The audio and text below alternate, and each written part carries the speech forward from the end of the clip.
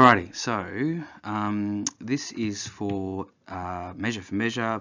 We looked at a couple of biblical allusions, especially near the beginning, and the aim of this podcast is to not only to explain a couple of those biblical allusions, those references to Scripture, but also to, more importantly, so grab this, explain how you are going to use them in your essays. It's all about how you're going to improve the potency of your text response essay. I'm going to try and be really brief as I move through this, not ramble at all as I'm sometimes wanted to do, so to make it as functional for you as possible. I'm using a different program at the moment, so forgive me if this is a little bit rough, but I think we should be okay. I'm going to click next slide at the moment, and it cuts out a little bit in the audio, but it should be fine.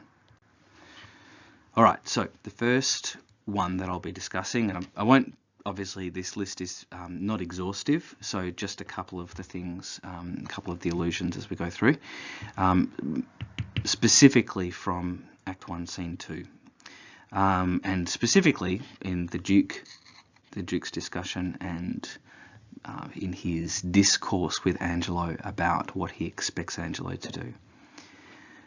So he talks to Angelo and says, "Thyself and thy belongings are not thine own, so proper as to waste thyself upon thy virtues, and they on thee."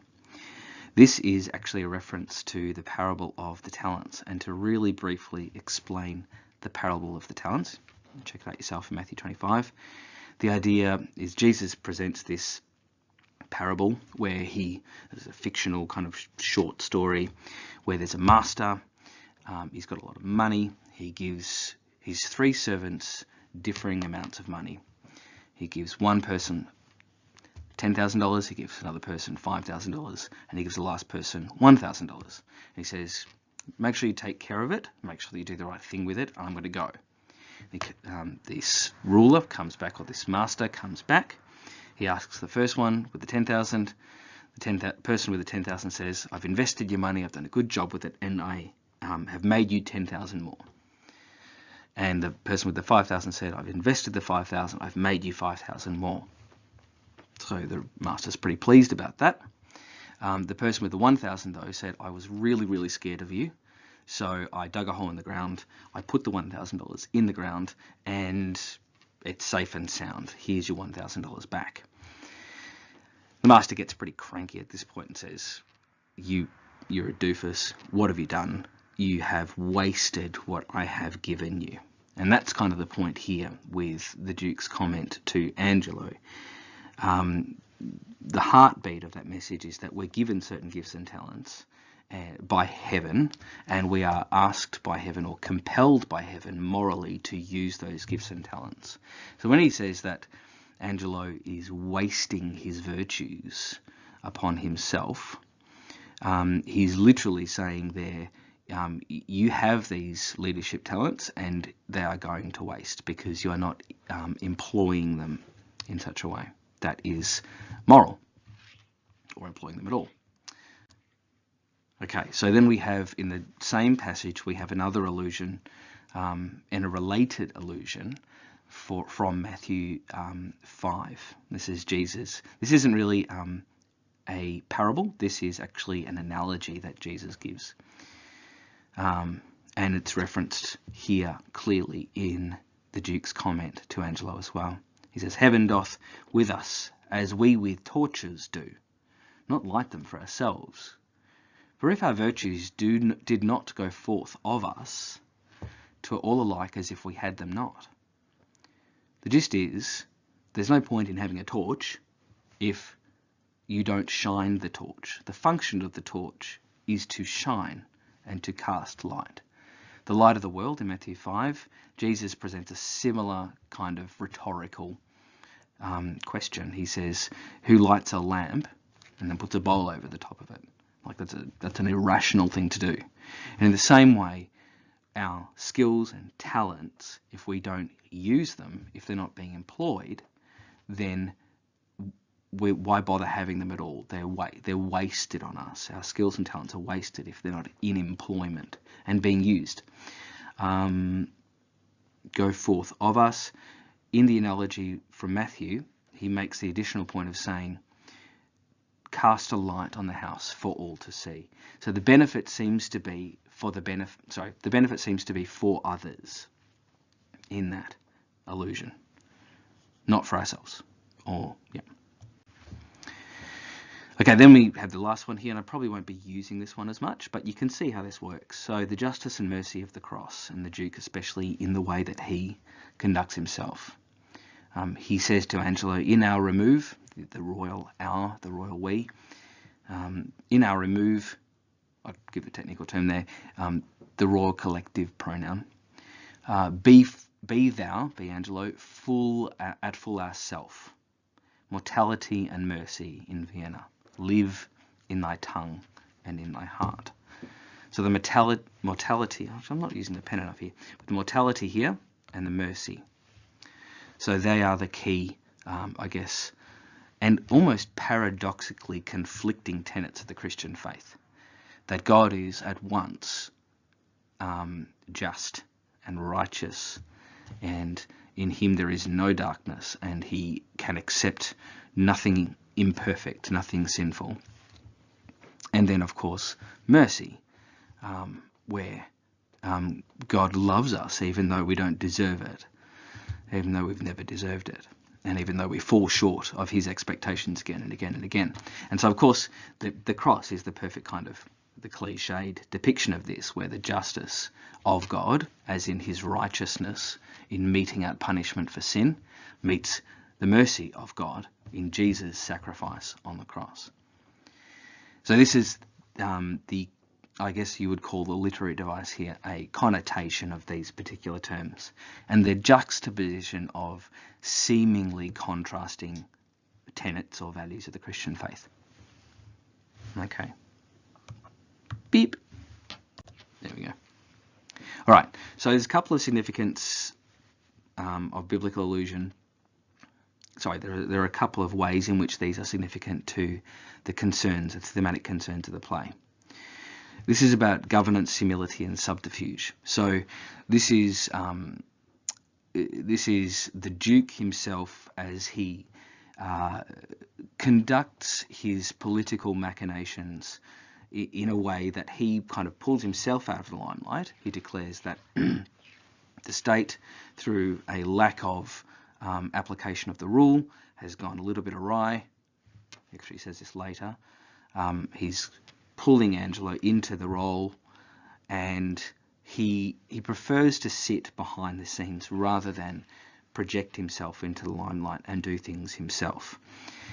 It's potentially true that this is actually an appeal or a flattery of King James himself, who preferred to act in a very humble way and move among the people himself and be among the commoners, not necessarily to kind of project himself in a very grand, majestic way. So I think King James, the idea here is that King James would have seen that as humble, as a humble way to go about things. Of course, we look here at moderation and religious temperance. So the excess, obviously, Angelo, it's quite strange. Angelo is depicted, especially in the continuation of his character arc, as an excess of religious fervour, so to speak. And we can see the negative effects of that in his sentencing and execution of Claudio. Obviously, there needs to be a middle ground, and I think the Duke comes to that near the end. And of course, then there's the idea of justice and mercy and the meeting of those two seemingly contrasting values. And lastly, we talk about the irrepressibility of human nature, and of course, all of these things come out later. But these religious goals, this religious or spiritual wisdom that comes from the Duke, conveys his concern for the religious health of his nation. But obviously we have all those characters in here who don't seem to be able to be contained or governed in such a way, even through the harsh application of Angelo in that rule. Angelo himself doesn't seem to be able to contain or suppress those forces within society. Okay, so the better question here is, how do we use it? How do we use these things? And a good discussion of the text almost always includes these particular elements here. We have a description of the what, or the evidence. We have a analysis of the how, and then of course most importantly we get to a description of the why. Oh, that's no good. Beep. There we go. Purple. Wonderful. The what, the how, and the why. Now the ordering of these are different for a text response. This is not a text response paragraph, but it just tells you how to marry these things in with one another. If this was to be a text response essay, all you would need is a different sentence at the beginning. Let's see if I can this is a vertical plane here, so I'm kind of writing up on a wall, but we need a topic sentence at the start. Okay, so if you're going to make this a body paragraph, obviously it's going to be related to an essay topic, but you need a topic sentence at the start. So let's have a look at these different elements as they go through. The what is literally exactly what the text is saying itself, either through paraphrase or by direct quotation. So paraphrase of event or direct quotation. So we can see here, this is all, well, let me highlight, unfortunately. Like ideally I would have preferred to highlight this, but that's fine. The Duke advises Angelo not to, this is great. Okay, so we go. Waste himself upon his virtues. Could use biblical motif. Okay, that's what he literally does. He likens virtues to torches given by heaven. And they're literally used to shine forth. In this instance, the Duke paraphrases Christ.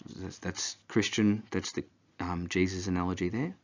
These allusions, blah, blah, blah, blah, blah, blah, blah, blah, blah, blah. Okay, so we've got basically two half sentences. In fact, that's a complete clause at the start. And this one is an incomplete clause. No, it is a subordinate clause at the end. Two things that are literally from the text using embedded quotes. And that's what you want in there. Notice that the reference to the text does not provide the bulk of the commentary. Does not provide the bulk of the analysis. Then we want the how. So these are the devices. Some of these are allusions. Some of them are different wordings of the figurative language used or the different things used. So we've got the alluding to the parable of the talents, book of Matthew. Appealing. Continues biblical motif. The Duke paraphrases Christ's rhetorical analogy. These allusions characterize the Duke. Foreshadowing.